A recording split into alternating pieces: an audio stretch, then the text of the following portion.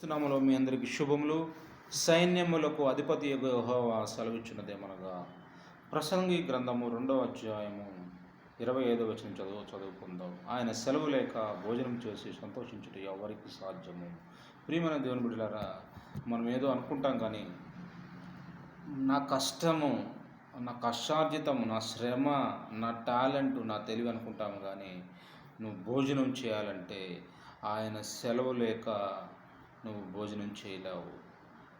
ఆయన పైనుంచి ఆ అరుణోదయాన్ని చూపించకపోతే, ఆ సూర్యుని చూడకపోతే జీవరాశులు ఎలా అల్లాడిపోతూ ఉంటాయో, జీవులు ఎలాగా ఇదైపోతూ ఉంటాయో, అలాగే మనిషి ఒకడు భోజనం చేయాలంటే ఆయన సెలవు అవసరం. నువ్వు భోజనం చేస్తున్నావంటే, ఈరోజు నీకు భోజనం దొరుకుతుందంటే, ఈరోజు నీకు ఫుడ్ దొరుకుతుందంటే ఆయన ఉచితమైన కృప,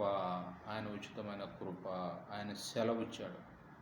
ప్రియమైన దేవుని బిడ్డలారా, ఈ భోజనము, ఈ ఫుడ్ తినటానికి కూడా ఒక దేవుని యొక్క అనుగ్రహం ఉండాలంట. ఎంతోమంది భోజనం లేక అలమటిస్తున్నారు. రోజుకు 3 పూట్ల భోజనం లేక, రోజుకు 2 పూట్ల భోజనం లేక, రోజుకు 1 పూట కూడా భోజనం లేక, మంచినీళ్ళు తాగి, వాటర్ తాగి బ్రతికే వాళ్ళు ఉన్నారు. నీకైతే భోజనం దొరుకుతుంది ఆయన కృప వలన, ఆయన దయ వలన.